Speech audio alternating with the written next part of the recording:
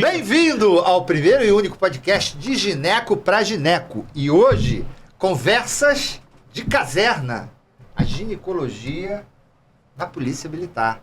3 grandes coronéis, Alberto Borges, Humberto Tindó, Dr. Pedro Pascoaletti, cirurgiões, exímios estrategistas de um serviço de ginecologia.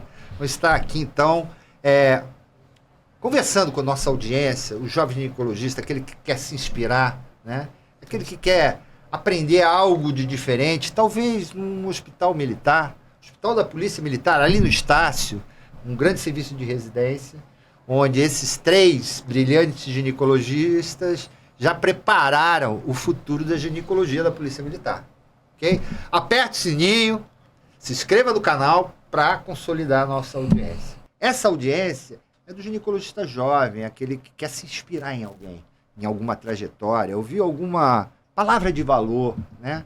Como é que está a ginecologia nas Forças Armadas? A gente já teve um episódio. Como é que está a ginecologia na Polícia Militar, né? Que é um grande serviço, sempre foi um grande serviço. Vocês participaram da história da evolução do serviço de ginecologia nos últimos 25 anos, né? A gente está falando, eu sei que hoje vocês são coronéis, né? Saíram já com uma bagagem grande, no status máximo da carreira, mas deixaram um legado, né? E tem uma turma aí que vocês foram preceptores de residência na própria PM. Então, queria que você começasse, Alberto, e depois Humberto, falando do início de vida de vocês e dessa trajetória brilhante na Polícia Militar. Vai ser um grande bate-papo. Conversas de caserna. Isso aí. Primeiramente, muito obrigado pelo convite. É um prazer estar aqui entre os colegas que ingressaram comigo, né? Isso em dezembro de 1988, há exatos 35 anos. Eu era o mais jovem daquele grupo de 4 colegas. Estou aqui quebrando um preceito porque, na realidade, o meu veterano Humberto, da turma de 82 do Fundão, está aqui ao meu lado. 81, desculpa, estou confundindo com o Pascoaletti, que é 82. Exatamente. Eu sou da turma de 85, então eu ingresso naquele concurso ainda na condição de R3, fui ousado, né? Eu não tinha ainda a titulação. Na época só se podia fazer o TEGO tendo a residência concluída, eu não tinha nem a residência, muito menos o TEGO, né? Então eu fiz o concurso para especialidade, na realidade sem ser especialista. Tive a ajuda de um grande mestre, muitos dos ginecologistas conheceram, tiveram a oportunidade de conhecer, foram felizes em conhecê-lo, que foi o do Alberto Carneiro de Oliveira, né, que me preparou para o concurso. Fomos 4 aprovados. Nós chegamos ao final daquele concurso com 135 candidatos, né, para essas vagas, e nós saímos vitoriosos, né? Eu hoje estou na reserva. Já se vão 6 anos aí da reserva, chamada reserva remunerada, que é a aposentadoria do militar, né? Enfim, e milito lá na direção da maternidade. Coronel médico, assim como o Humberto também, né? E o Pascoaletti também, enfim. E estou lá ajudando a doutora Silvia na direção da maternidade Carmela Dutra, né? Uma das maiores maternidades da cidade, né? Maternidade hoje de gestão municipal. Sou coordenador da Câmara Técnica de Ginecologia e Obstetrícia do CRM e sou docente da Escola de Medicina Souza Marques. Enfim, eu acho que o interessante de colocar aqui, para a gente iniciar a nossa conversa, é que quando a gente ingressa, a Polícia Militar tinha um efetivo muito pequeno de mulheres. Tá? Nós ingressamos num quadro eminentemente masculino, não existia vaga para mulheres na saúde da Polícia Militar, o nosso concurso não era aberto a mulheres, era exclusividade do sexo masculino, tá? E a gente ingressou num serviço de ginecologia e eu fui perguntado à época, mas Polícia Militar, ginecologista? Sim, nós ingressamos num serviço que já tinha um nome relativamente consolidado, com o doutor Alfredo Cunha, com o recém-falecido doutor Nilo Vidigal, enfim, que era para atender basicamente as mães, esposas e filhas dos militares, né? Mas o quadro de militares do sexo feminino era muito pequeno. Isso na tropa, na saúde não tinha. E eu acho que o que a gente construiu ali, Machado, foi efetivamente olhar o serviço hoje e ver a estrutura que ficou e os colegas que lá estão, muitos dos quais formados por nós. desde a sua residência, hoje oficiais. Muito legal. Cite aí os nomes aí. Eu posso citar. Hoje tem Nós temos o Humberto João, nós temos o Felipe Carvalho, nós temos o Pirilo Vargas, Marcelo Valente, Ana Lúcia, enfim, esses que eu lembro no primeiro momento. Foram residentes nossos. Cristiane, enfim, só já citei aqui mais de meia dúzia. O que você está falando é que acaba o serviço inspirando, né? Muitos desses residentes que só passam ali, às vezes, para a formação, sensu lato, né? Na área, na especialidade de ginecologia, acabam gostando do local, né? E da estrutura, e vendo aquilo como uma forma de carreira, né? Sim, então, uma carreira militar. Eu me lembro, eu participei dessa turma junto com você, com o Pedro. Eu não tinha experiência, eu talvez fosse...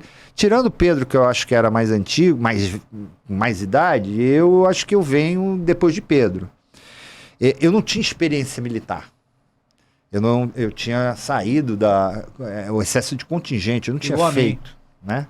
E a experiência militar que eu tive foi na Polícia Militar, como médico já, né? Eu sei que o Humberto já tinha experiência militar, o Pedro já tinha feito a escola, o colégio militar. E Pedro era filho de militar, né? Filho de militar. Então, foi uma experiência muito boa, porque eu conheci a disciplina. Machado não vai lembrar disso.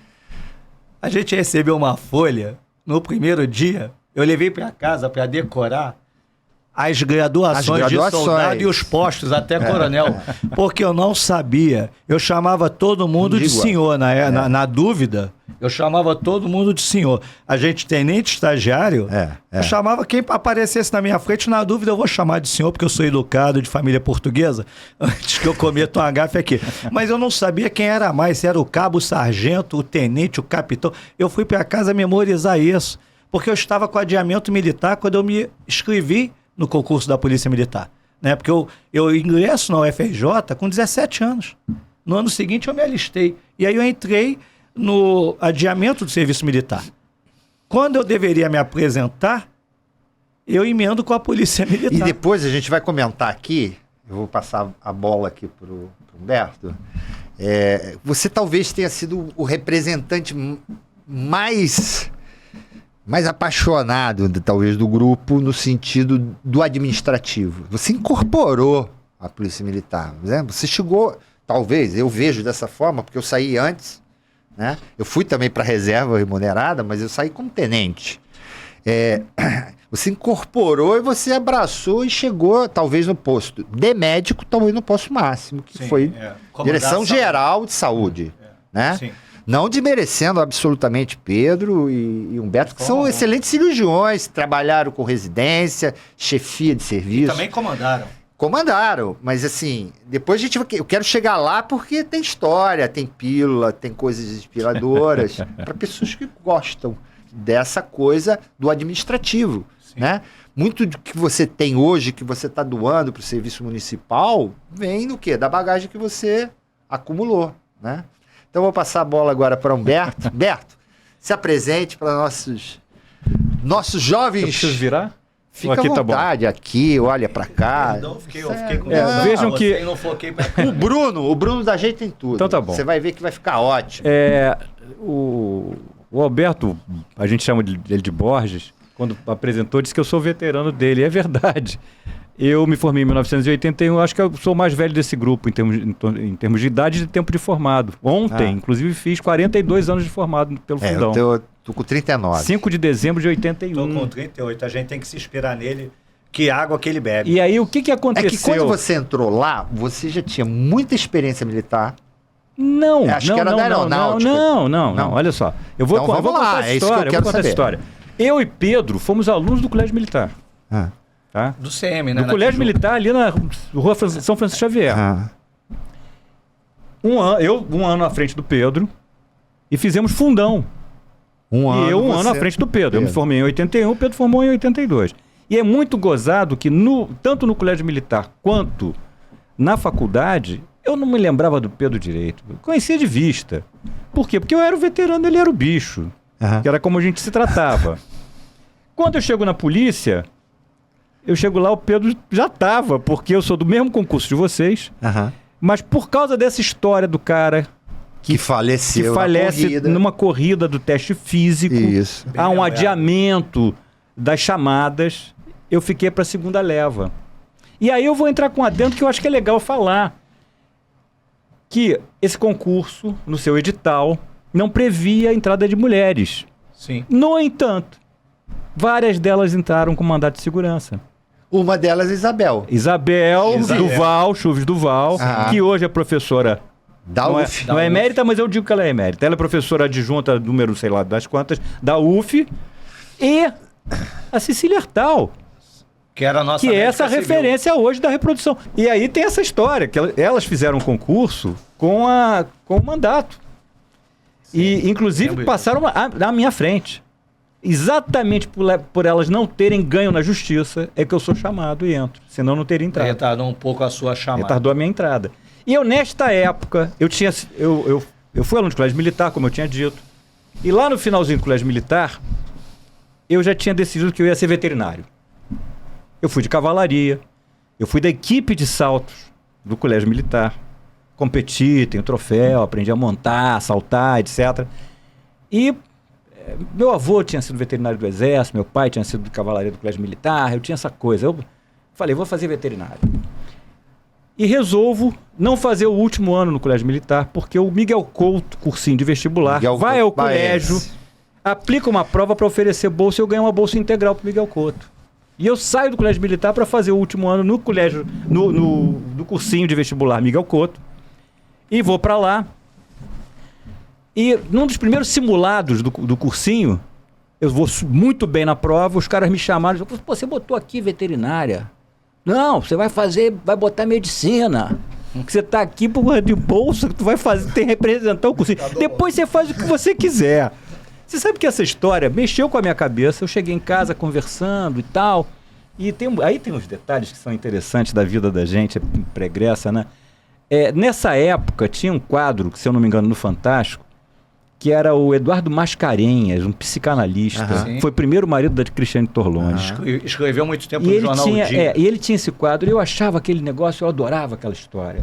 Eu falei, tá certo, eu vou fazer medicina, eu vou ser psicanalista. E assim eu resolvo fazer medicina, pô. Achando que ia ser psicanalista. Eu vou cair no fundão. Aí, descer um pouco. Lá, o Pedro entra um ano depois. Só que eu, no segundo ano da faculdade, conheço um cara, que foi uma grande figura na minha vida, que faleceu agora na Covid, Afonso Henriques Alves dos Santos, uma referência da ginecologia. Hospital dos Servidores. Do Hospital dos Servidores. E eu trabalhei com esse cara há 10 anos da minha vida. E aí, cara, engrenei na vida de ginecologia e obstetrícia, comecei a seguir o cara já no segundo ano da faculdade. Então, quando eu termino a faculdade, eu já estava com a minha vida arrumada, ele me levou para fazer o curso do Alquindar na Santa Casa. Aí eu fiz um ano de cirurgia geral com o Vinhais. Naquela época o fundão, eu peguei no fundão a inauguração do HU. Em 1977, quando o HU inaugura, em 78 eu começo o ciclo clínico. E aí eu vou pro HU. Detestei o HU, aquilo era um negócio, porra, ele não estava funcionando direito. Gigantesco. E eu começo a frequentar Santa Casa. E ali eu fui fazendo a minha vida. Fui ajeitando, conhecendo as pessoas, conheci a Ana Pitela no serviço do Figueiredo Mendes, etc. E aí faço um ano de geral no Vinhais e vou pro Alquindar. No final do curso do Alquindar, em 83, o Alquindar me chama para trabalhar com ele, eu viro assistente do Alquindar. Segundo assistente. O primeiro era o Alberto, que era, era primo dele. Sim. O curso na São Vicente ainda. Sim. E aí eu começo a trabalhar com o Alquindar. E não estava pensando em concurso nenhum, pô. O cara cobrava tudo em dólar. Eu, recém-formado, ganhava percentual em dólar. Eu ganhava bem pra caramba, já casado. E vivia direito. Trabalhava muito, mas eu brinco dizendo que eu conheci a medicina primeiro pela área social, depois é que eu fui na área de serviço. Porque eu começo na São Vicente da Gávea, que era o melhor hospital do Rio de Janeiro, e eu trabalhava direto com um cara, uma clientela super qualificada. Que foi um negócio importante para mim em termos de formação. Mas o que acontece? Quando vai chegando mais pro final desse período que eu tive lá, e aí perto de 88, quando houve o concurso, ele tinha um sobrinho, que era do fundão também, Marcelo Silber, que depois morre de um aneurisma, etc. Né? Muito jovem. Mas ele começa a chamar o Marcelo e eu percebo que aquela vida fácil de assistente de Alquindar ia acabar. E eu já com a filha, que tinha nascido em 86, começo a olhar e falei, vou fazer concurso. Aí começo a fazer concurso, aí faço. Épocas que tinha concurso. Exatamente. Eu tinha perdido os concursos de INSS, que a minha turma de 81 tinha pego em 82. Eu não quis fazer porque eu já trabalhava.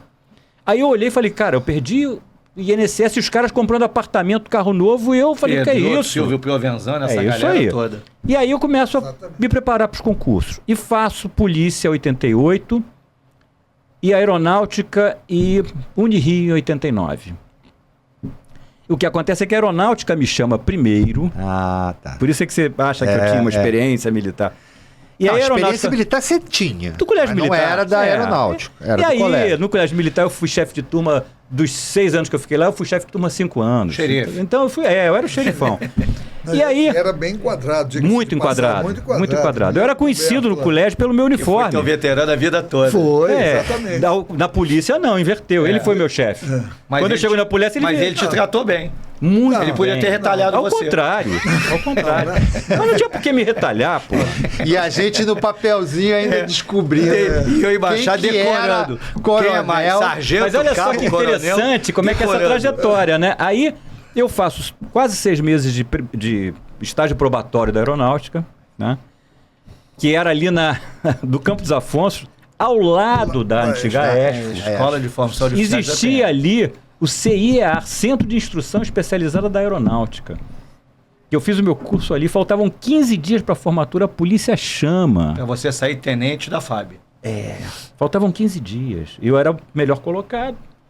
A gente não sabia para onde eram as vagas naquela época. A Aeronáutica era Brasil inteiro, eu não sabia para onde é que eu ia.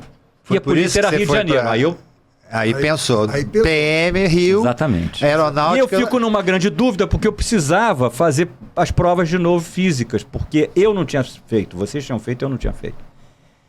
E aí, eu tinha um capitão, que era o comandante da companhia da gente lá, que eu lembro dele até hoje, uma figura...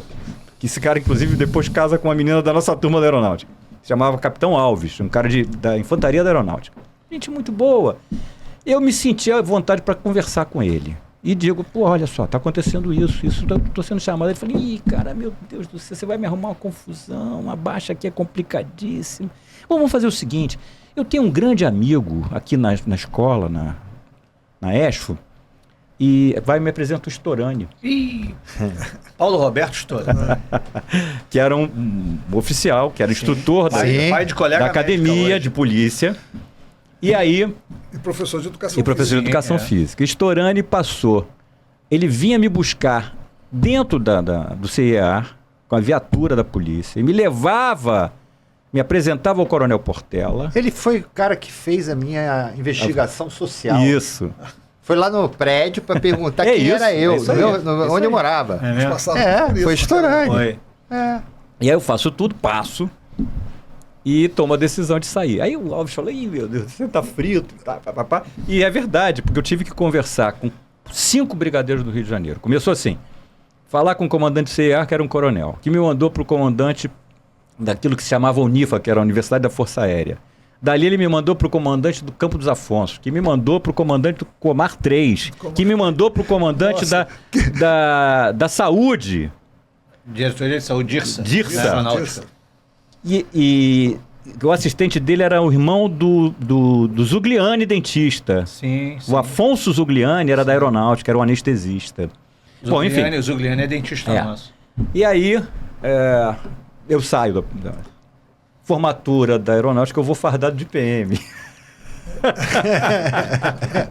Mas ficou no Rio. Fiquei no Rio, não saí do Rio. Você já tinha uma filha? E quem agradeceu tinha só a Morena. O Breno nasceu já em 91. Já nasceu com você? Eu já estava dentro do hospital da polícia. Já tá bem. E tem a formatura e tal, papapá. E quem agradeceu muito a minha saída foi o segundo colocado da ginecologia, que era o Fusco, que na verdade as 2 vagas eram assim, uma para Curitiba e outra para Boa Vista, uma base recém-inaugurada. Nossa Senhora, e aí o Fusco, Goulart, ele vai para Curitiba, onde ele está até hoje. Nunca mais saiu. Essa minha turma da Aeronáutica tem uma particularidade. É a primeira turma de mulheres na ativa das Forças Armadas da América Latina. Esse concurso da Aeronáutica já tinha mulheres. Inclusive, primeiro que a Marinha. inclusive, não, a Marinha teve um oficial, general, blá, blá, blá, mas primeiro porque ela teve um quadro temporário, ela teve um quadro suplementar, que entrava pela administração, foi a primeira almirante que depois eles são incorporados ao quadro de saúde. Eles não entraram pelo quadro de saúde. Na sua turma. Da aeronáutica não, já entra para o quadro de saúde como oficial da ativa. E aí tem outra particularidade, a 01 deste curso foi uma mulher, que hoje é a primeira oficial general de 3 estrelas. Pega aí a folha. Mulher. Pega a folhinha. Major Brigadeiro Carla Lírio, que é da minha turma que é essa turma que tem. Que eu tenho até hoje. Mas hoje eu sei contato que o com eles. não vai a 4 estrelas. Não, só vai a 3, que é Major Brigadeiro. E na Força Auxiliar, que é a Polícia Militar e o Corpo de Bombeiros só Militar, até coronel. O último posto é coronel. Nós não temos tem oficial general. Hoje e no generalato das 3 forças, só se vai a 3. O generalato tem 2, 3 e 4 estrelas. Sim. Só se vai a 3 estrelas. O Exército é brigadeiro. A aeronáutica tem uma coisa interessante. O Major Brigadeiro, que é o último posto da saúde, ele é inferior ao Tenente Brigadeiro, que é o último posto. Sim. Por quê? Porque o tenente, na verdade, é uma abreviatura de Tenente Coronel Brigadeiro. Exatamente. Essas besteiras... É o brigadeiro de 4 estrelas. A gente vai lembrando dessas pequenas besteiras, mas são interessantes. Né? Então é desta maneira que eu vou cair na polícia. Chego no Hospital Central, dou de cara com Pascoalete. Não, você não estava nessa época. Você já estava. Era Santana, você, Pascoalete... Sim, eu em Niterói. Vocês 3. O menino da reprodução estava lá, é? Não estava mais. Já tinha feito. Já tinha saído. Eram eles 3. Em Ribeirão Preto. Eram só eles 3 tocando serviço e operando igual uns loucos, porque a turma mais velha não queria coisa. Não, eu me lembro que essa entrada existia um hiato de 11, 10 anos Sim. Entre o último concurso e o nosso concurso. Então, e a entrada foi um pouco. Não foi amistosa. Não, eu diria cruenta, porque nós entramos tenentes e eles eram majores. A gente entrou mandando como tenente. E eles eram majores. Não é só questão do major, porque eles estavam loucos que a gente chegasse. Eles não queriam mais fazer nada. Eles não queriam mais nada. A questão era os civis que como eles não queriam fazer mais nada. E como eles não queriam fazer mais nada, eles já tinham contratado os civis. Quando vocês entram, eles passaram tudo. Com a faca o sangue no olho para querer operar de tudo. Eu acho que... E os caras ficaram, eu me lembro, ficaram melindrados. Espera aí que você vai falar, porque você vai ter que se apresentar. Tem que se apresentar, desculpa. Mas ali, hoje você... Coronel full, sim, né? Já na reserva, né? Eu quis falar desse início, mas você tem uma atividade além do Borges. Nesse período, eu lá na polícia, depois a gente vai contar as nossas histórias de parcerias minha e dele que foram enormes. O Borges estava em outra posição, fazendo outras coisas. Mas também foi um grande parceiro. Foi, mas eu e ele fizemos uma parceria muito grande por várias coisas da vida. E nós nos ajudamos muito ali na polícia. E nós fizemos grandes amizades dentro do hospital, com os colegas de lá. Para mim foi um grande crescimento do ponto de vista de medicina, porque eram colegas brilhantes na cirurgia geral, na urologia, enfim. Ortopedia, que é um hospital de excelência. Então, nós temos grandes amigos até hoje, né? Até hoje. Pô, o atual presidente da Sociedade Brasileira de Ortopedia e Traumatologia, que é o GBOT, é o João Mateus. Exatamente. Né? Então, enfim, e nós aprendemos muita medicina. Nós tivemos que assumir uma posição ainda razoavelmente jovens, num posto de tenente, mas fazendo tudo. E se a gente não se ajudasse, a coisa não tinha fluído. E aí a gente começa a entender. E eu começo a me dedicar e a pegar um pouco mais a coisa da residência. Então eu fiquei muito junto dos residentes na polícia durante muito tempo, que para mim foi um negócio super legal e que me deu uma cancha grande. E num determinado momento, um colega que hoje é o CEO da Rede DOR, que é o Rodrigo Gavina, que era cirurgião de tórax na polícia. Sim. Rodrigo um dia me chama no centro cirúrgico, me pede uma ajuda no Quinta DOR. E eu fui para lá em 2004 e estou lá até hoje. Né? Então, coordenei ginecologia, coordeno ginecologia do Quinta. Hoje também tem um grupo dentro do Glória. Tem uma história ali dentro. E nesse caminho também reencontro com o Silvio, que hoje é o presidente da Esgorge. E vou para o Mário Crefe, a pedido dele. Em 2017, eu já tinha saído da polícia, saí em 2014. Vou para o Mário Crefe, aonde, inclusive, fui para a direção. Fiquei na direção do Mário Crefe até maio de 22. Depois saiu e aí não consegui me desvencilhar. Tem um ambulatório que eu adoro, que eu faço aquele negócio até hoje. Você conhece da Santa Casa. Eu conheço o Silvio da Santa Casa porque ele foi o assistente do professor depois de mim. Entendeu? E o Alquinda falava muito de mim e a gente se conhecia muito por isso. E essa, então, foi a trajetória, né? A polícia me permitiu galgar essas situações. Eu nunca me imaginei gestor, porque eu não gosto de gestão, nunca quis fazer curso, mas eu acho que aprendi a liderar. E aí você aprende a liderar grupo, você aprende... Pessoas. Você aprende essa coisa da relação, né? Na nossa profissão, que ela tem a gente tem uma necessidade na profissão de médico de ser confiável. Isso é verdadeiro, tanto para o paciente quanto para os colegas que estão ao redor. Senão você não consegue trabalhar em equipe. Isso a gente aprendeu na polícia. A polícia aprende na pancada, né? E na pancada. Então, foi uma grande escola nesse Aprende fazendo, né? Eu acho que então, esse foi o grande barato desse negócio. A que fomos submetidos, né, durante esse período juntos, com certeza. Né, criou um vínculo maior. Um vínculo muito grande. Um vínculo muito grande. Então, Pedro Pasqualetti. Isso aí. Quem está no quartel... Quer trabalho. Quer trabalho. Soldado mas ele chegou... quartel, soldado, quer serviço. Exatamente. Conversas de caserna. Né? A ginecologia da Polícia Militar. Se apresenta, fala um pouco de você, da sua trajetória na polícia e hoje, como é que você atua. Eu sei que você hoje é um coronel. Aposentado. Como todos nós. Como todos. Mas tem uma atividade profícua, bastante intensa na vida privada. Então, esse é o nosso primeiro, a nossa primeira etapa. Depois a gente vai falar um pouco de medicina da PM. Vai lá. Eu acho que, como vocês já citaram, né, todos nós entramos na polícia numa opção de concurso. E que cada um estava num momento particular de sua vida. Eu também, naquela época, eu já tinha 2 filhos e eu queria uma estabilidade. Trabalhava com outros grupos também, mas eu queria uma estabilidade. Eu tinha um emprego já concursado da prefeitura, mas que era incerto. Foi na época de muita instabilidade política, prefeito Saturnino Braga, e eu queria uma coisa mais certa. E aí surgiu o concurso. Nós fomos Independente disso, você também é, além da família militar? Sim. Vê se eu estou errado. Não, estou fazendo aqui a análise do grupo. Você vem de uma estirpe de cirurgiões ginecológicos. Sim, eu tive com uma essa história de... felicidade.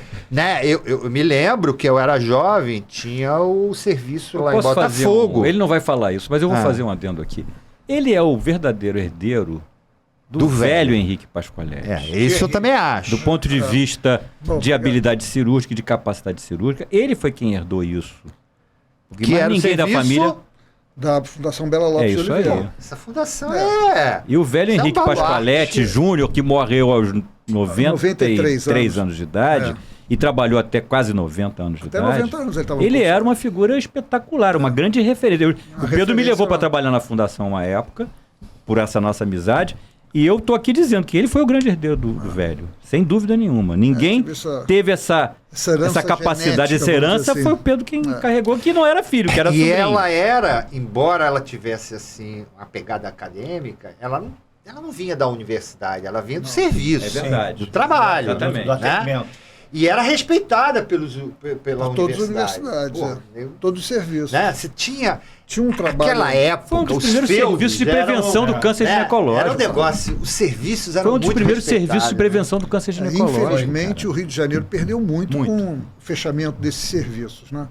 Eu acho que muitos, como eu, outros, aprenderam muito, tiveram chance de aprender muito de serviço. A própria Santa Casa era fantástica. Né? O próprio curso de ginecologia da universidade era dentro da Santa Casa também.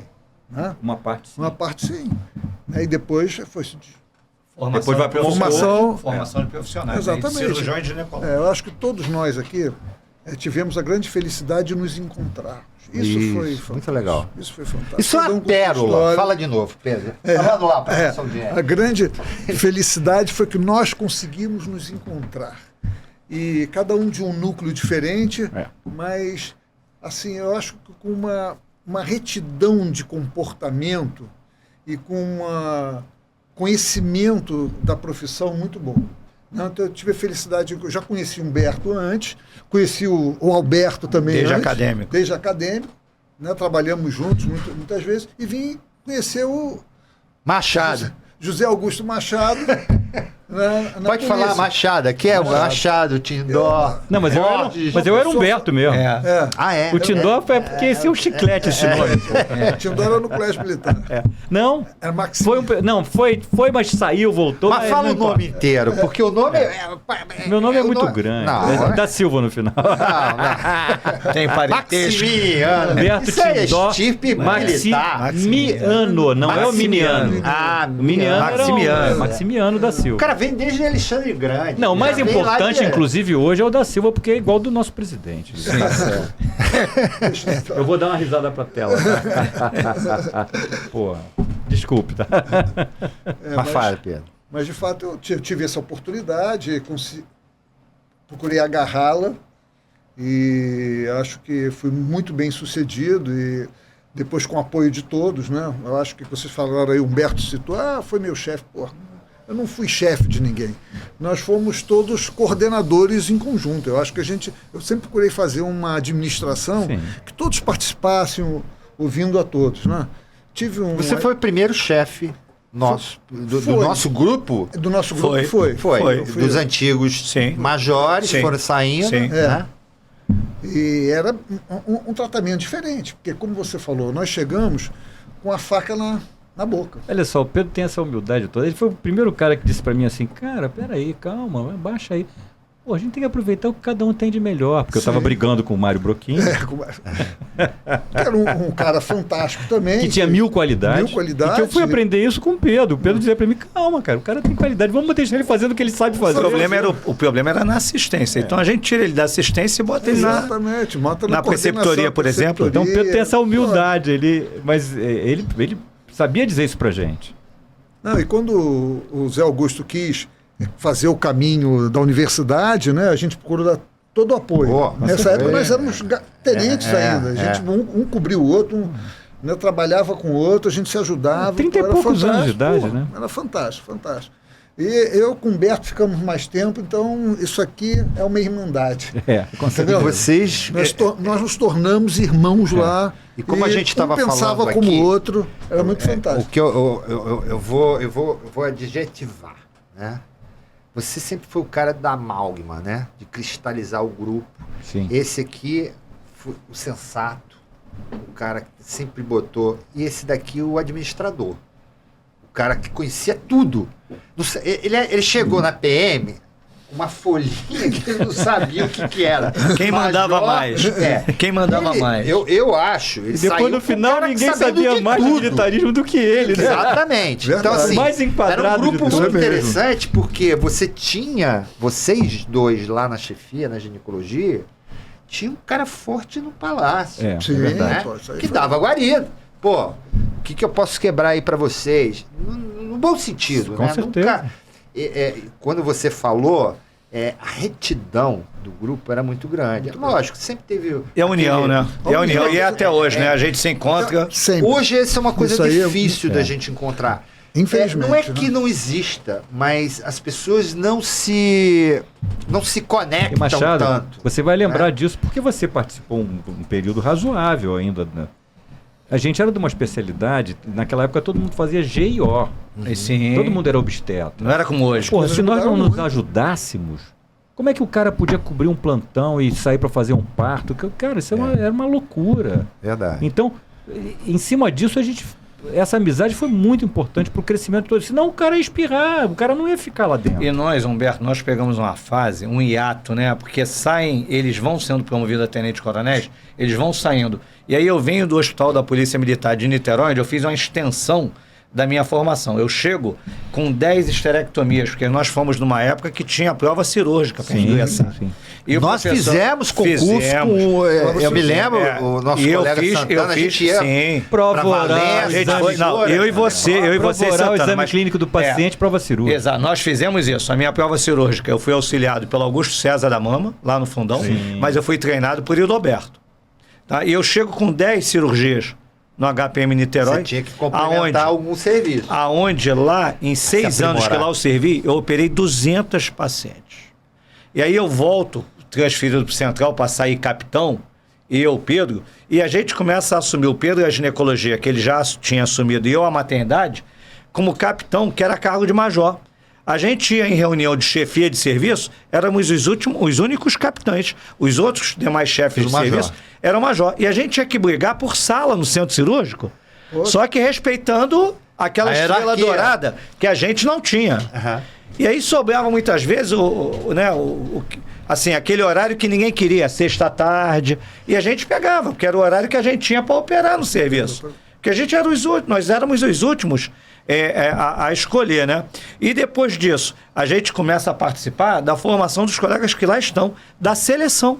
Eu me lembro que fui eu, você e o falecido Santana, a Valença examinar. Vassouras, examinar um candidato. Candidato que na hora deu ruim e quem operou foi o assistente.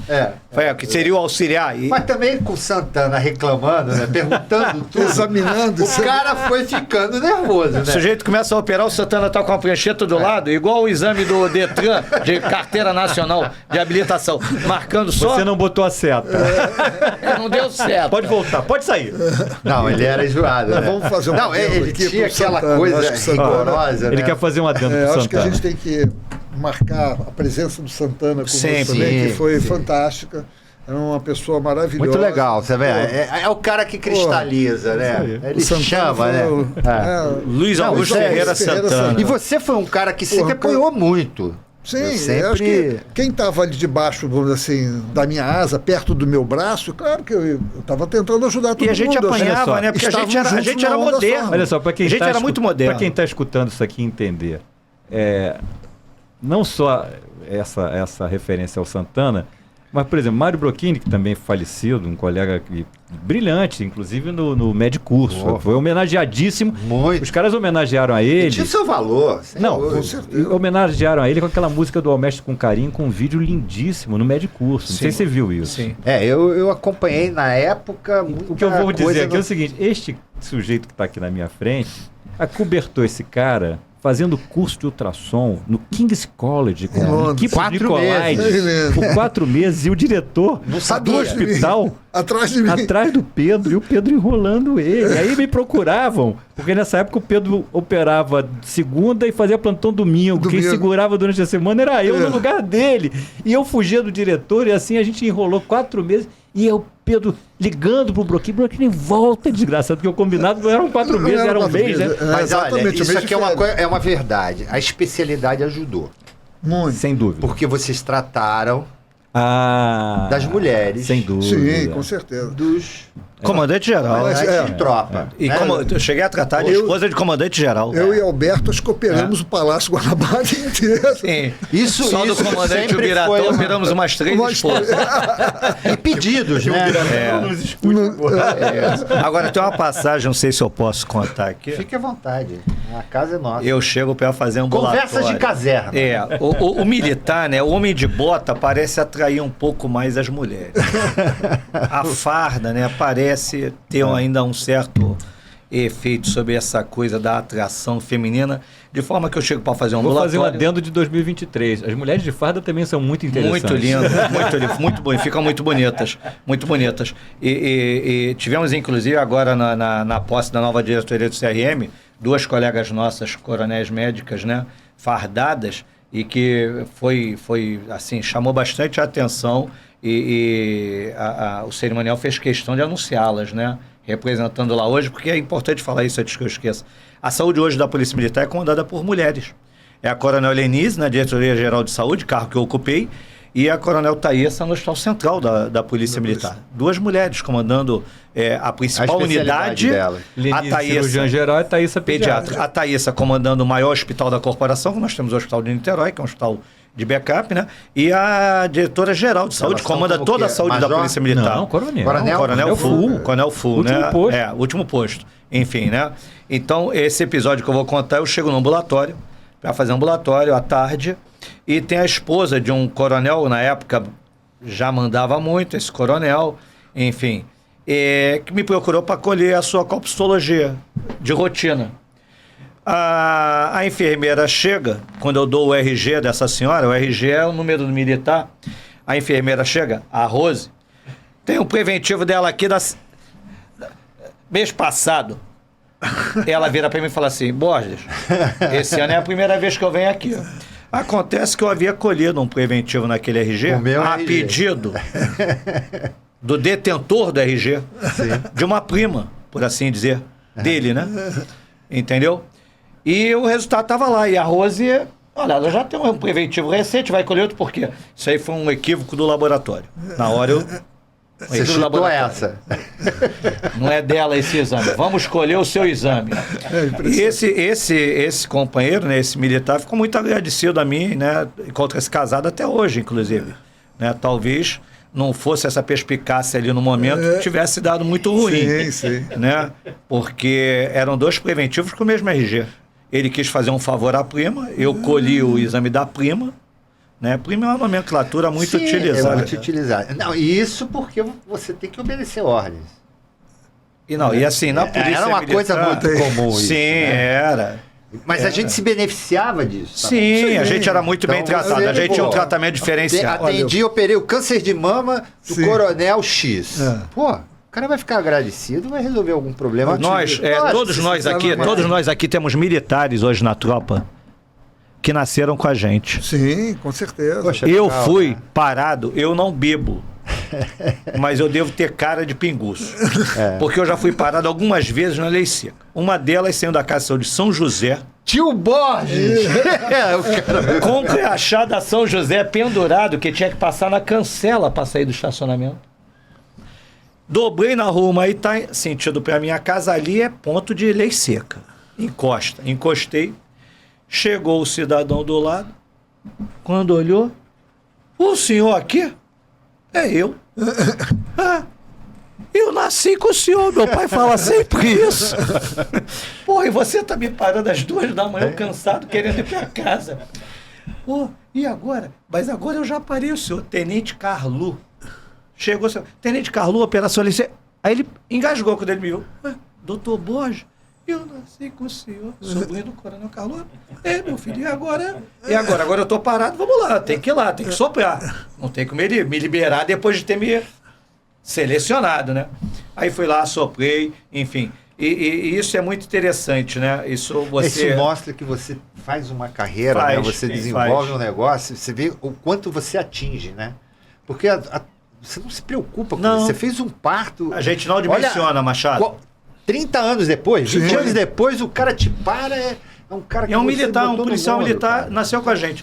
E a gente passa a ter como referência, quando eu falo de Humberto, falo de Pedro, da polícia, passa a ser a nossa referência. É como se fosse uma tatuagem, né?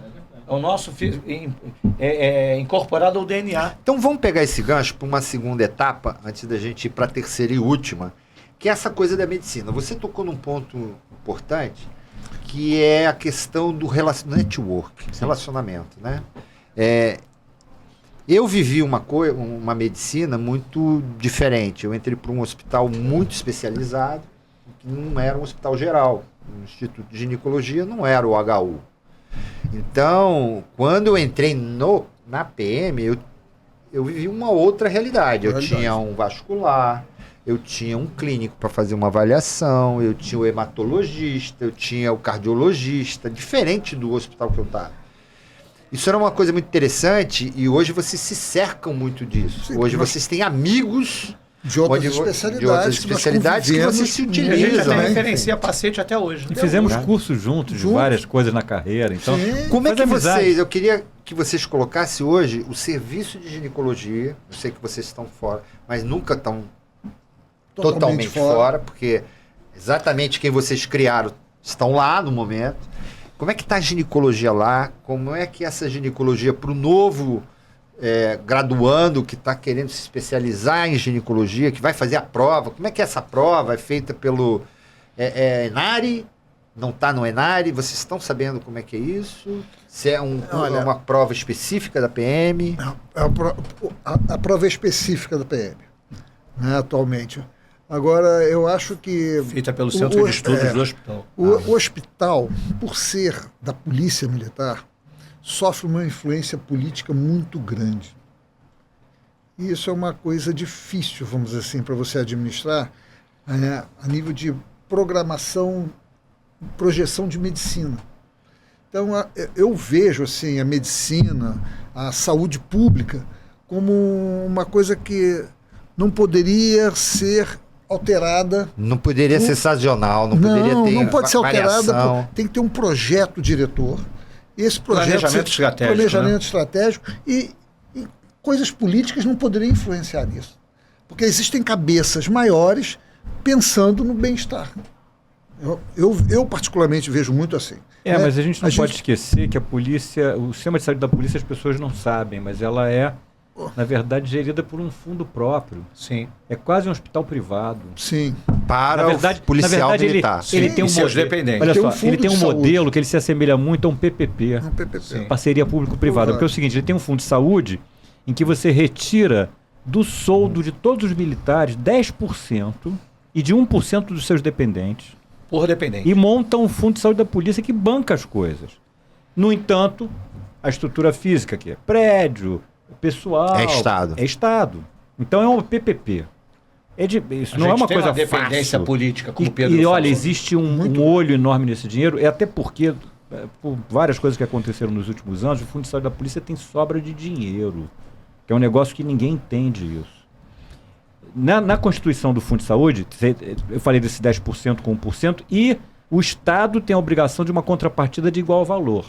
Hoje, como tem sobra de dinheiro, o Estado quer meter a mão no que seria a contrapartida, dizendo assim, vocês pegaram a contrapartida, mas vocês não estão usando. Eu vou pegar de volta.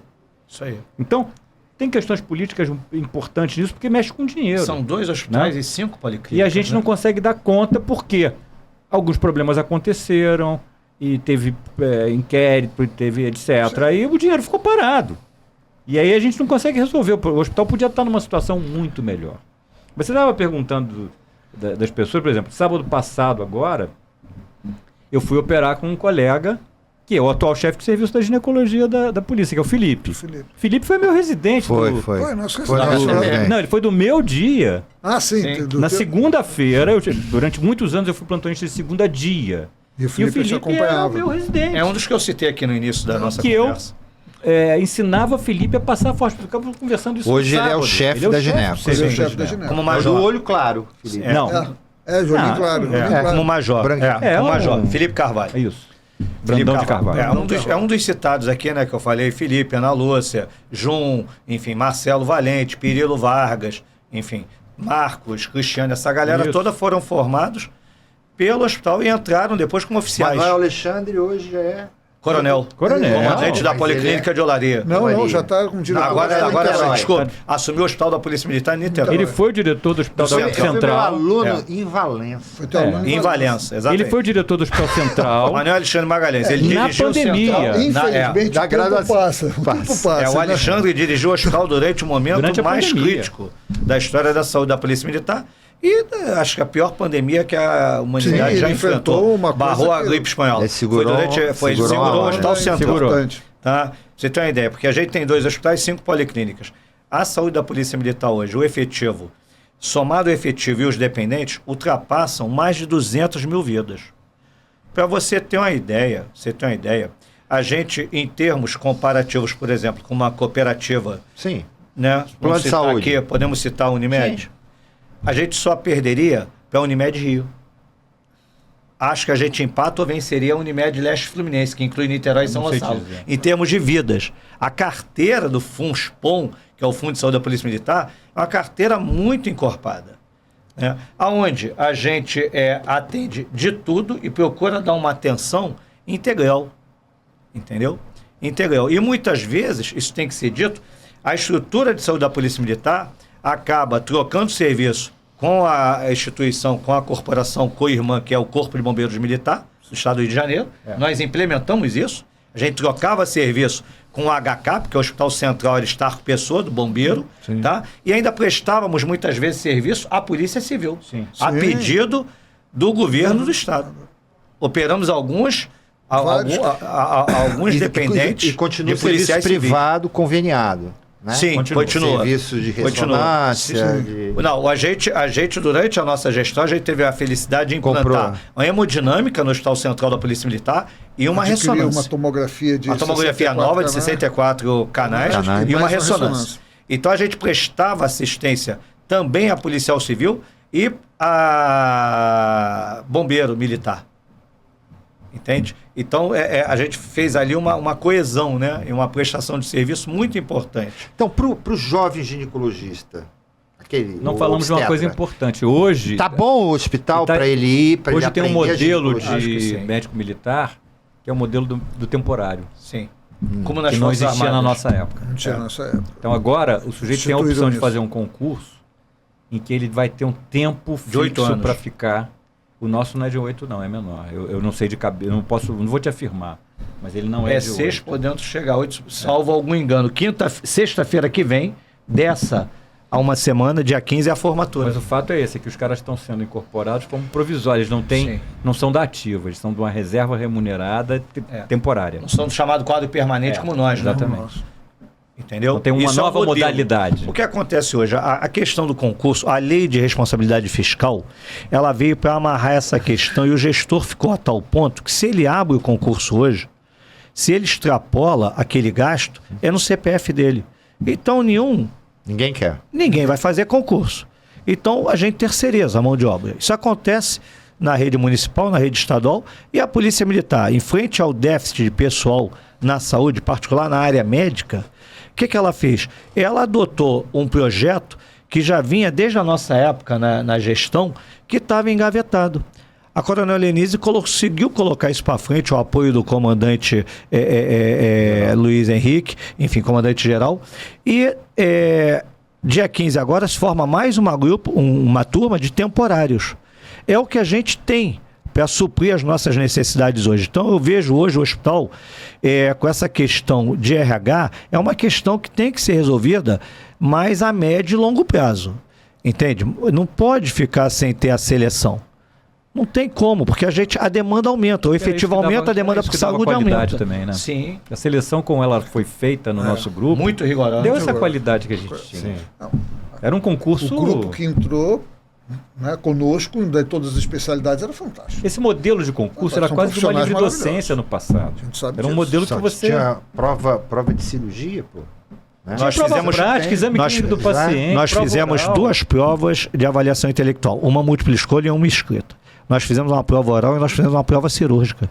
A cirurgia geral, eu lembro, tinha que fazer uma vesícula aberta, e a gente era uma esterectomia total abdominal. Todos nós fizemos, todos os candidatos. Examinador é você sendo examinado sozinho com 3 oficiais, cheio de estrelinha dourada no ombro, te olhando, te perguntando. E perguntavam do início ao fim tudo sobre o GO. Era um negócio impressionante aquilo. E hoje quantos residentes estão entrando? São 4. Primeiro ano. São 4 que entram. E 3 anos. 3 anos. Entra como temporário, como você falou.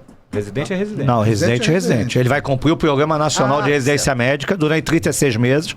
A bolsa é repassada para o Estado e o Estado repassa para a Polícia Militar. Bolsa da Residência Médica, no mesmo valor de 4.100 de todo residente. E eles trabalham tempo igual, obstetrícia e ginecologia? Como é que é dividido hoje o serviço? Eu não sei hoje como teve muito. Não sabemos. Eu não sei. Estamos fora. Hoje o serviço continua, né? Patologia cervical, tem mama, enfim, continua tendo cirurgia. A última vez que eu soube, o serviço operava 3 vezes por semana, enfim. E tem o nosso ambulatório. O importante dizer também que na nossa gestão, a gente reformulou toda a assistência obstétrica e o Mário ajudou muito nisso. O Mário Brocchini ajudou muito nisso. O Pedro tem essa qualidade de identificar nos outros o que ele pode tirar de melhor. Então o Pedro viu que tinha que efetivamente aproveitar o Mário nessa questão. E o Mário reformulou toda a nossa maternidade. Hoje nós temos uma maternidade que em termos de serviço público, é um serviço público. Fechado a um público específico, mas é público. Tá? Enfim, nós temos um alojamento conjunto, nós temos uma UTI neonatal que é o CETIPEM, muito qualificada. O nosso alojamento conjunto, as pacientes têm uma enfermaria com ar-condicionado, geladeira, televisão. É algo diferenciado, né? Hoje, em termos de assistência. Né? Quinto andar ainda? Sexto andar. Mudou. Não mudou, mas porque mudou o ordenamento do hospital. Entendeu? Continua sendo o quinto, mas mudou passaram a contar o andar de baixo. Tinha que fazer uma mudança. Aí o quinto virou o sexto. E o sexto. Entendeu? Os antigões aqui continuam aqui. Antigamente tinha um centro cirúrgico específico lá no andar. Nossa. Esse ele desativado? Tínhamos uma sala onde a gente fazia curetagem cesariana. Exato. Entendeu? Mas a gente continua, que eu saiba, operando lá no andar, no centro cirúrgico geral, né? Enfim. Tá? Nosso pré-parto, sala de pré-parto e parto hoje, tá? Com todo o recurso, ultrassom, cartografia. Estereoscopia lá no andar. Sim. Nós temos alguns colegas hoje, oficiais nossos, Até foi você que são docentes isso. Tentei, né? de faculdades de medicina. Então, eu acho que o quadro de saúde da Polícia Militar é um quadro muito qualificado em termos de capacitação técnica e que pode formar muita mão de obra qualificada. Entendeu? Eu acho que ainda é um espaço que tem que ser preservado e tem que ser valorizado. Entende? E a gente depende, como o Pedro falou, de questões políticas e da valorização de quem efetivamente comanda a corporação, né? Com certeza. A gente vai para o último bloco e eu queria... Vocês hoje atuam na vida privada. Sim. Hoje já são coronel full, né? Quantas estrelas, Boy? 3 dourados. 3 com gema. Hoje 3 gemas. Hoje pesada, né? Hoje, olho fechado, eu identifico, Machado. Então, mas vocês hoje atuam na vida privada, estão aposentados, reserva remunerada. É uma aposentadoria interessante. Para médico, sim. Para médico, assim como da Força Armada, que também é muito boa. Né? Mas vocês atuam, você ainda está na vida acadêmica, na Souza Marques, Humberto está na Redditor, Pedro voltou numa atividade ferrenha lá na Bela Lopes. Não. Você estava lá na Bela Lopes? Não, eu ia lá operar eventualmente, mas... Mas era aquela força da cirurgia, não era? Era. De gostar da... Olha só, o Pedro, essa figura que a gente... Ele ia lá ajudar um colega. Ele ia lá ajudar um colega a fazer tudo. Então eu quero isso. Tá, né? Que vocês falem agora desse momento que vocês estão vivendo, dessa ginecologia com essa garotada nova, como é que vocês estão vendo isso? Enfim. Vamos lá. Começando, é a ordem alfabética? Alfabética. Alberto idade. Olha, eu primeiro queria dizer o seguinte. Eu fiz o concurso como residente porque eu estava me vendo que em poucos meses eu estaria desempregado, né? O mercado não era, em 1988, o que é o mercado hoje para médico. Esse é o primeiro aspecto. Você acha hoje melhor? Muito mais aquecido. Primeiro aspecto. Então, eu fiz uma prova para a prefeitura, passei, e em função da idade, tudo isso, fui classificado num posto de saúde de Santa Cruz. Começou a primeira dificuldade. Aí eu estava precisando de um emprego, como o Humberto bem disse. Mesmo ainda solteiro e novo, mas precisava de um emprego porque minha residência ia acabar em fevereiro. Estávamos em meados do ano de 1988, quando surge o concurso.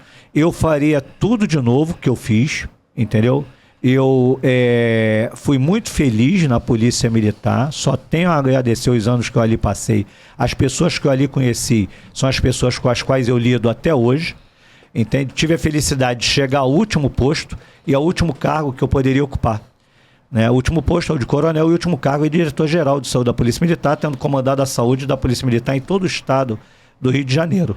Né? E isso foi duro, né? Vocês acompanharam bem, Humberto no hospital, Pedro comandando unidade também. É muito duro, a gente é muito cobrado, sacrifica muito a tua vida profissional e pessoal aqui fora. Folhinha, né? Entendeu? Dei. Aquela folhinha e falou assim, eu vou chegar aqui, né? Dei. Não, você não sabe.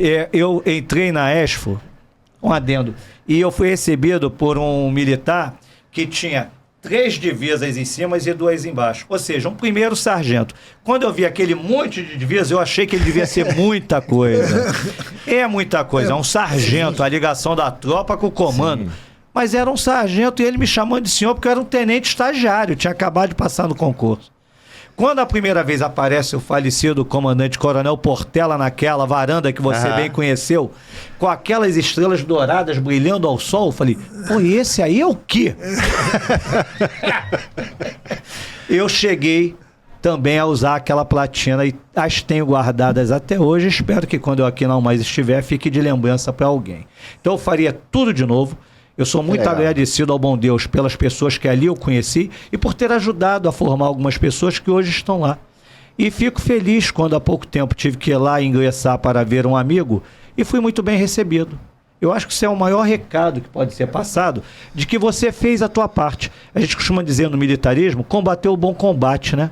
Você chega na unidade, você é bem tratado, as pessoas te reconhecem e te valorizam até hoje. Já estamos há algum tempo fora. Né? Legal. E efetivamente o que eu aprendi foi como o Humberto falou. A gente aprendeu fazendo, a gente trocou a roda com o carro andando.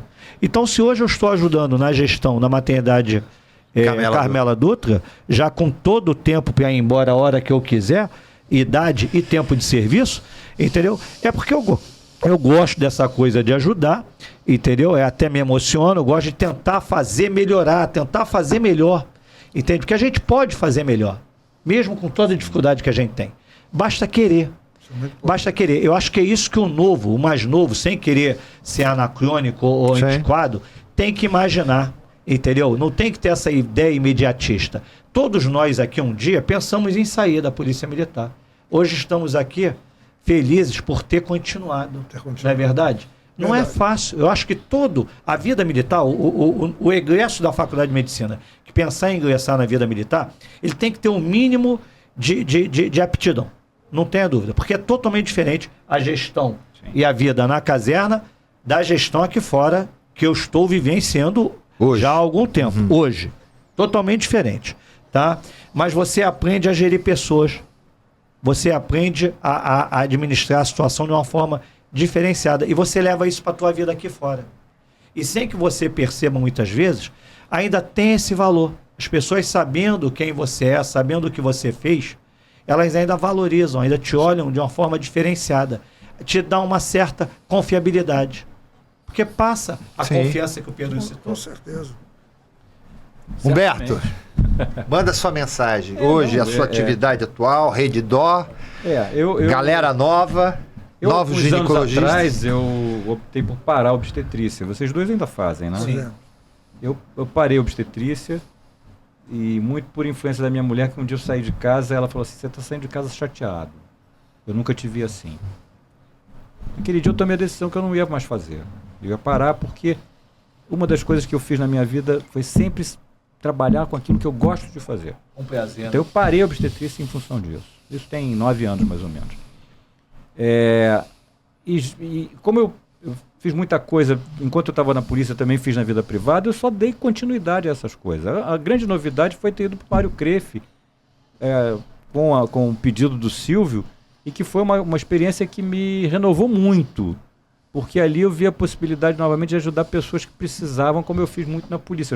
Eu saí em 2014, estava há 3 anos sem um serviço, porque Rede Dó é privada, é outra história, né? E as pessoas não têm essa carência que o serviço público tem. Quando eu vou parar no Mário Crefe, vejo a realidade do câncer de colo. É o que ele falou, né? A gente pode melhorar alguma coisa, né? Se eu acho tem que alguma coisa para melhorar. Eu acho que a gente tem essa obrigação, a gente que teve a possibilidade de aprender, né? A gente tem a obrigação de ajudar as pessoas.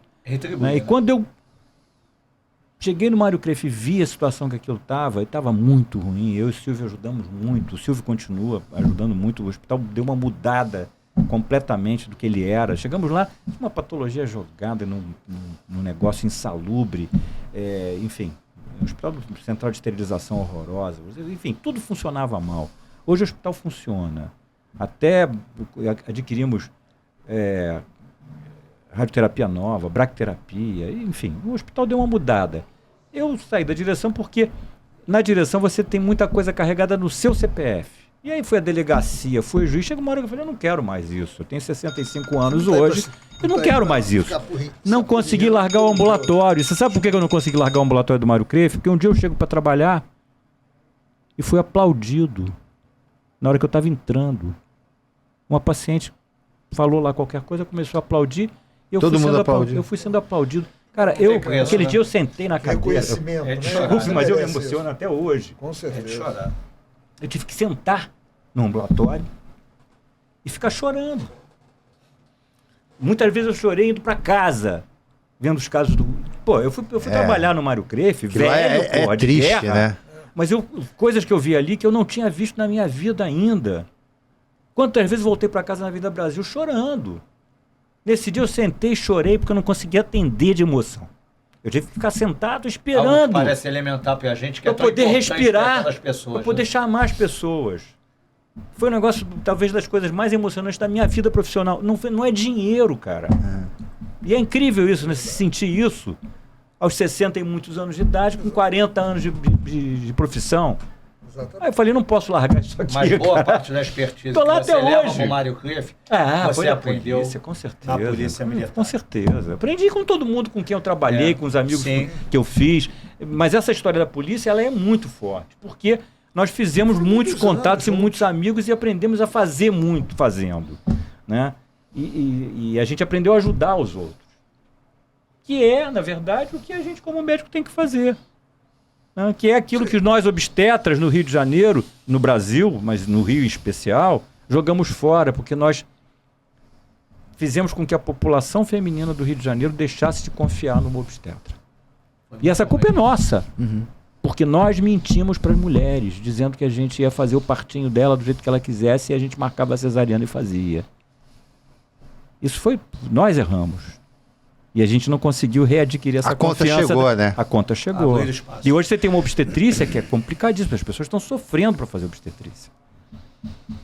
Mas sofre todo mundo, sofre a população. Como é que a gente vai virar esse jogo? Não sei.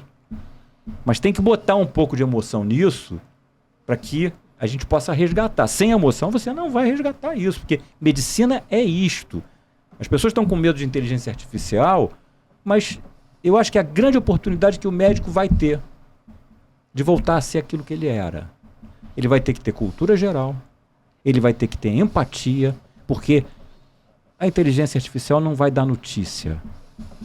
Não vai ajudar o cara a superar um momento ruim. Não vai pegar na mão, não vai dar um abraço.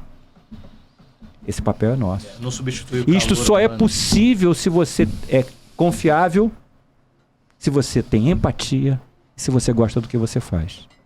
Isso a gente aprendeu fazendo na carreira da gente. Esse, para mim, é o meu recado e foi o que eu aprendi, é o que eu quero deixar. Por aí. Pedro Pascoaletti, seu recado final para a nossa audiência. O Humberto falou é muito real. Né? Nós tivemos uma oportunidade de convivermos e batalharmos juntos.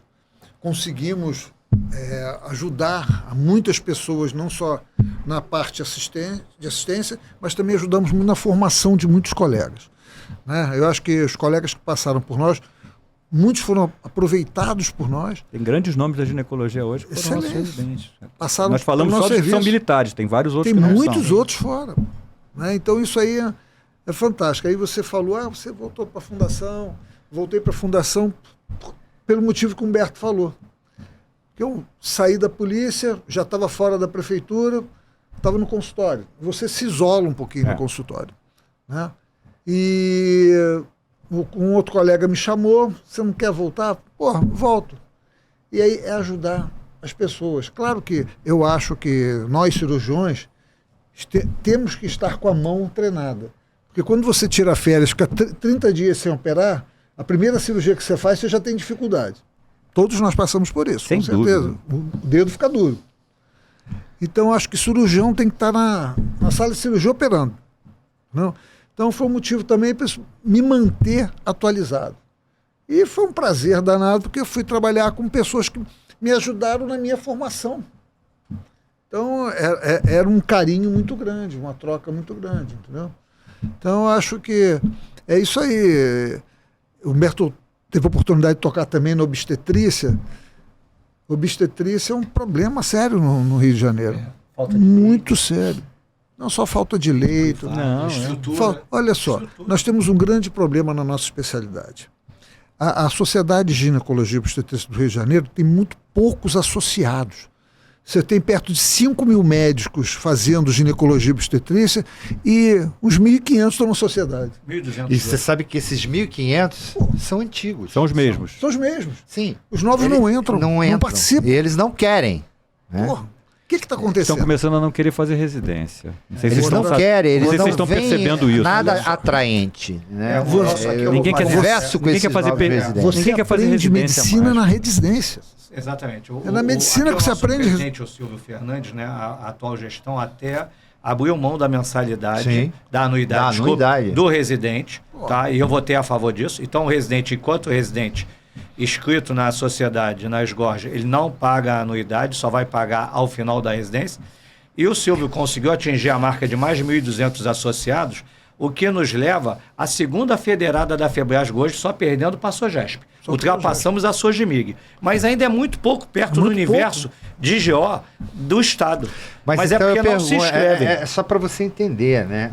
Algo dessa nova geração a gente não consegue atingir. Com certeza. Alguma coisa eles estão necessitando. A dor desses caras, ela não consegue ser visualizada. A gente continua com o modelo antigo. É verdade. Olha, vamos nos associar aqui, vamos bater papo. Esse modelo acabou. Eles querem coisas novas, mais dinâmicas. Talvez mais dinâmicas. Você é professor da Universidade Federal do Rio de Janeiro. Nenhum dos residentes lá nós querem todos ser fomos da Universidade Federal do Rio de Janeiro. Nós somos... Sim. Todos saímos de lá. Então, nós tínhamos uma formação fantástica lá. Formação de médicos generalistas. Sim. Uma formação forte. Tá? Eu tive, essa semana que passou... Nós fomos uns privilegiados. Fomos uns privilegiados. Nós fomos alunos dos nomes de quase todos os livros. Eu me considero quase assim, todos os tratados de medicina escritos em português foram nossos professores. Exatamente. Fernando Bevilacqua. Não. Newton Betlin, professor Clementino Fraga, que dá nome ao hospital. Tarantino, Clementino Fraga. Isso, e por aí vai. Meu filho. Azulay, na dermatologia. Jorge de Rezende, o que você quer mais? E Nova Monteiro, etc, etc. Eu tive por acaso um encontro com uma menina que fiz o parto da irmã dela. Essa menina está terminando medicina. E aí eu falei, olha, tô querendo fazer ginecologia. Foi bacana, você está terminando o internato, vai se formar, bacana. Olha, se você quiser me acompanhar em algumas cirurgias, eu estou disponível. Que legal. Você que se Você se ofereceu. Aguardemos a resposta. Aí, Agora já estou preocupado. Aí, olha só. Aí eu abri minha agenda e falei, olha, eu tenho essa semana, eu vou ter uma mastectomia com reconstrução. Ela foi para Roma. Aí eu tenho um overtime. Aí ela falou assim, o que é isso? Eu fiquei assustado. Porque quando nós estávamos em formação, quem não sabia o que era um overtime? Exatamente. Todo mundo sabia. Porque Porque fazia parte do processo de formação tua. Sim. A gente vinha com a prevenção de câncer, colo do útero, né? Depois Alípio Augusto Camelo, Pascoal Martins Simões foram nossos professores. Caramba, a menina não sabia. Eu tenho na minha estante as rotinas do Mocovo Filho até hoje. As rotinas. 6 exemplares. Nós fomos alunos do professor... Pergunta que não quer calar. E ela apareceu em qual delas? Como disse o Machado. Ela disse que vai aparecer. E se ela não for a Roma, Machado? Se ela não for a Roma. Eu estou preocupado. É uma oportunidade que às vezes você tenta oferecer para os mais novos, para eles poderem pelo menos ver e poder se familiarizar com uma coisa que teoricamente vai ser a rotina dele no futuro. É aquilo que ele quer. Exatamente. Pô. Isso é que é a questão, né? Se é essa oportunidade que ele quer e que tipo de formação vai ter, né? Quem não teve aula com o professor Edgar da Rosa Ribeiro? Sim. Nossa Senhora. Que operou com Vertime. Ele conheceu o Meigs e o Vertime. A Clínica Monza. Sim. Sim. Ele tinha um Monza. Na Paulo Barreto. Pacientes... Não, a Clínica Monza. Mas o consultório dele era na Paulo Barreto. Ele tinha um Monza. Chegava no hospital, as pacientes iam chegando. Ele já dava consulta. Porque ele atendia no corredor, né? Ele atendia no estacionamento. Foi. Os pacientes adoravam ele. O professor Edaberto falou para mim que... Fazia uma filinha. Ele tinha antes disso... Ele tinha um conversível, ele chegava no instituto Alfa Romeo, conversível. Alfa Romeo. Falou, um dia eu vou ter um carro desse. Sabe da onde que veio aquele carro? Ele mandou importar, veio de navio o conversível. Era um Alfa Romeo. Outro detalhe. Ele era... Olha o detalhe, todos nós conhecemos o Mário, que é um cara fantástico, lá do Instituto também, é uma pessoa que é amigo nosso, respeita todos nós. E o Mário foi assistente do professor Edgar, né? E o Mário contava que o professor Edgar, sempre que viajava... Você está falando Mário Barros. Mário Barros. O professor Edgar viajava com o carro dele, botava no navio e ia para a Europa com o carro dele. Levava o carro. Então ele passeava a Europa inteira no carro dele. Tem um detalhe. Ele chegava na Europa, ele comprava um outro carro igual. Botava a placa e voltava com o novo. Na época da ditadura militar. Isso você não devia contar, pô. Não, o crime já prescreveu. Tem mais de 20 anos. Tem mais de 20 anos. Barato. Essas coisas são muito mais. 40 temos nós formados. Muito mais. Ele trazia um outro carro novo. Eu acho que o que eu vejo é o seguinte, eu acho que a gente foi formado num modelo a cultura e o ensino hierarquizado. Né, assim, verticalizado, bem hierarquizado. Hoje em dia, o conhecimento ele meio que horizontalizou e ficou de mais fácil divulgação em função de toda a tecnologia que se desenvolveu. Entendeu? Só que eu acho que se perdeu um pouco esse carinho com aquele que um dia te ensinou algo. Que trazia conhecimento para você. Mas transferência. Vocês estão acompanhando a questão do ensino de uma forma geral. As pessoas estão começando a se preocuparem com, por exemplo, a TI dentro da escola, né? Sim. Tem gente dando passo atrás. Isso começou, por incrível que pareça, dentro do Vale do Silício. Sim. Os caras, são os crânios do Vale do Silício, começaram a botar seus filhos em escolas que não tinham TI. Porque os garotos já tinham uma enxurrada. Os garotos já tinham uma enxurrada de equipamentos dentro de casa, e os pais olhando para aquilo tudo e conhecedores dos algoritmos, etc., falaram, pô, não, meu filho não. E começaram a tirar. Então as escolas hoje no mundo inteiro estão se preocupando com isso. A TI ela vai entrar mais tarde. Você não pode permitir uma criança de 2 anos e meio, 3 anos, na TI. com uma tela na frente. Os pediatras falam muito hoje em tempo de tela, né? Sim. Esse tempo de tela é extremamente prejudicial às crianças. E hoje nós vimos a reportagem no Globo, um jornal de maior circulação no país, da condição de como está a nossa educação. Sim. Primeira página. Exatamente. Primeira página. É triste. Coronéis. É triste. Viva a Polícia Militar. Foi um grande prazer. Foi um grande prazer tê-los aqui. Igualmente. Relembrar, né, a nossa atividade, a nossa juventude, colegas que se foram, grandes colegas. Exatamente. Grande serviço de cirurgia, Vitor Carvalho, bem citado. Não poderíamos deixar de citar André Ferreira. Não poderíamos deixar de citar André e o Vitor, grandes colegas. Santana e Luiz Augusto Santana. E Mário. Foi um prazer.